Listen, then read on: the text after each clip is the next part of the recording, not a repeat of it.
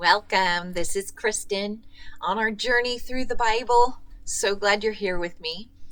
Yesterday, Jacob and Esau finally met up after 20 years. Little anxiety going on beforehand, at least on Jacob's part, but they made peace. Although afterwards, Jacob did not go directly with Esau to his home. And so there's more to that story. But today we are in chapter 34 of Genesis, and this is what Dinah's brothers did. Let's jump right into it. Now Dinah, the daughter of Leah, whom she had borne to Jacob, went out to see the daughters of the land. I think with only brothers she must have been searching for some company. And when Shechem, the son of Hamor, the Hivite, prince of the country, saw her, he took her and lay with her and violated her. His soul was strongly attached to Dinah, the daughter of Jacob, and he loved the young woman and spoke kindly to the young woman. So Shechem spoke to his father, Hamor, saying, "Get me this young woman as a wife." He really loved her. And Jacob heard that he had defiled Dinah, his daughter. Now his sons were with the livestock in the field, so Jacob held his peace until they came. Then Hamor, the father of Shechem, went out to Jacob to speak with him.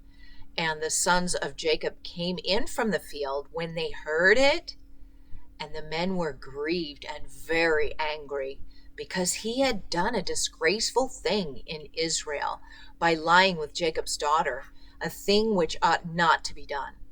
But Hamor spoke with them, saying, "The soul of my son Shechem longs for your daughter. Please give her to him as a wife, and make marriages with us. Give your daughters to us, and take our daughters to yourselves. So you shall dwell with us, and the land shall be before you. Dwell and trade in it, and acquire possessions for yourself in it." Then Shechem said to her father and her brothers, "Let me find favor in your eyes, and whatever you say to me, I will give. Ask me ever so much dowry and gift, and I will give according to what you say to me. But give me the young woman as a wife."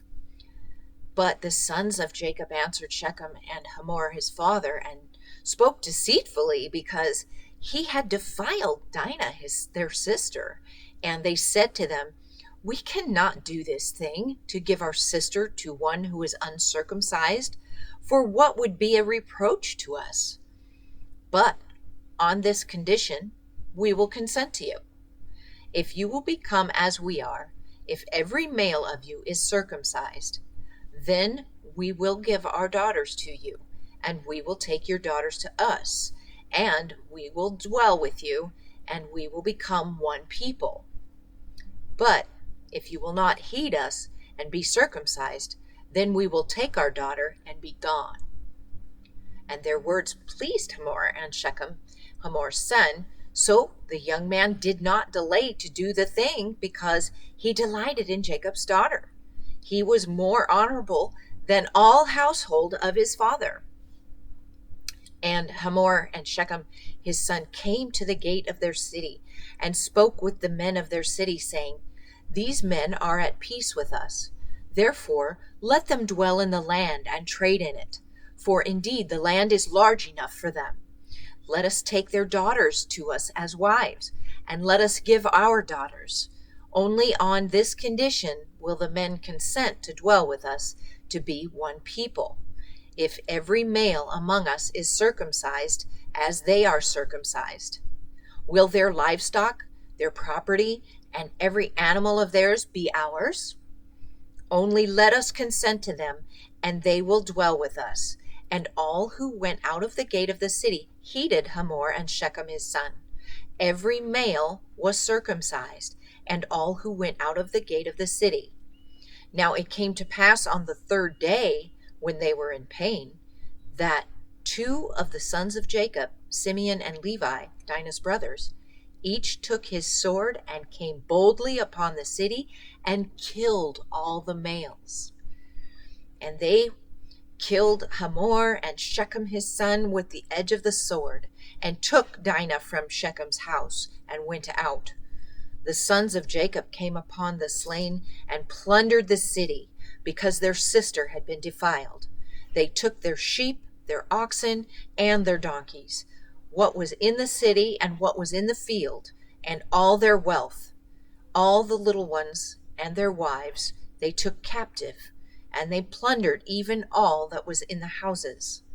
Then Jacob said to Simeon and Levi, "You have troubled me by making me obnoxious among the inhabitants of the land, among the Canaanites and the Perizzites. And since I am a few number, they will gather themselves together against me and kill me. I shall be destroyed, my household and I."